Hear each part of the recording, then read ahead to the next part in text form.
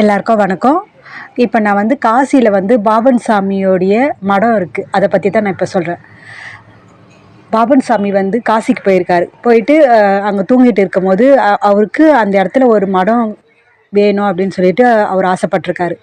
Night தூங்கிட்டு இருக்கும்போது அவருடைய கனவுல காசி விஸ்வநாதர் சொல்லியிருக்காரு, நீ மன்னர்கிட்ட நீ காலையில் எழுந்திரு, காலையில் எழுந்து கோயிலுக்கு போனீன்னா உன் முன்னாடி யார் நிற்கிறாங்களோ அவங்கள இட்டுன்னு மன்னர்கிட்ட போய் கேளு, கட்டாயம் உனக்கு இடம் கிடைக்கும் அப்படின்னு சொல்லியிருக்காரு.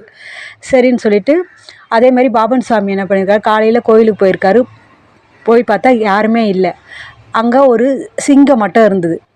நீட்டாக அந்த சிங்கத்தை இட்டுன்னு மன்னர்கிட்ட போயிருக்காரு. மன்னர்கிட்ட போனோடனே மன்னர் பார்க்குறாரு, என்ன இவன் ஒரு சாதாரண மனுஷன், இவன் கூட ஒரு சிங்கம் வந்திருக்குன்னு சொல்லிட்டு மனசில் ஒரு பதட்டம். ஆனால் இருந்தாலும் அவர் ஒன்றும் கேட்கல. நீட்டாக என்ன வேணும் அப்படின்னு கேட்டிருக்காரு. ஐயா, எனக்கு காசியில் நான் தியானம் பண்ணதுக்கு ஒரு இடம் வேணும், எனக்கு தாங்க அப்படின்னு கேட்டிருக்காரு. அப்படியா, சரி, நாளைக்கு வா, நாளைக்கு வந்தீங்கன்னா உனக்கு ஒரு 10 மணிக்கா கருட சுத்தம், கருடை எவ்வளோ சுற்றுதோ அந்த இடம் உனக்கு அப்படின்னு வாக்கு கொடுத்துருக்காரு. காசியில் ஒரு அதிசயம் இருக்குது. என்னென்னா, காசியில் கருடை சுத்தாது, மாடு யாரையும் முட்டாது, மாடு சாணம் போட்டால் அதில் புழு பிடிக்காது, பூக்கள் மனம் தராது, அங்கே எரியிற போனோம் நாத்தடிக்காது.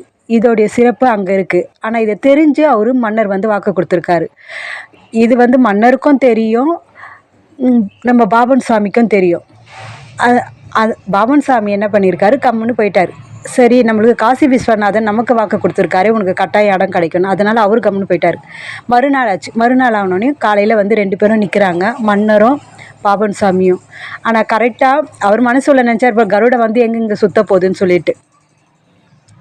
ஆனால் கரெக்டாக 10:15 கருடை நீட்டாக மன்னருடைய கோட்டை மேலே உட்காந்து நின்று பார்த்துட்டு, மன்னரையும் பார்க்குது, பாபன் சாமியும் பார்த்துட்டு, மன்னருடைய அம்மா மன்னர் முஸ்லீம் ஆள். மன்னருடைய அம்மா இறந்த ஜீவ சமாதி அங்கே இருக்குது ஒன்று.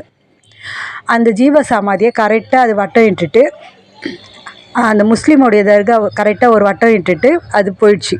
இப்போ மன்னர் வாக்கு கொடுத்துருக்காரு பாபன் சாமிக்கு.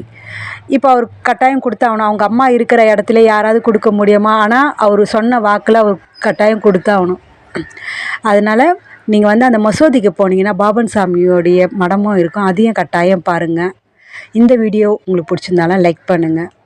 தேங்க்யூ.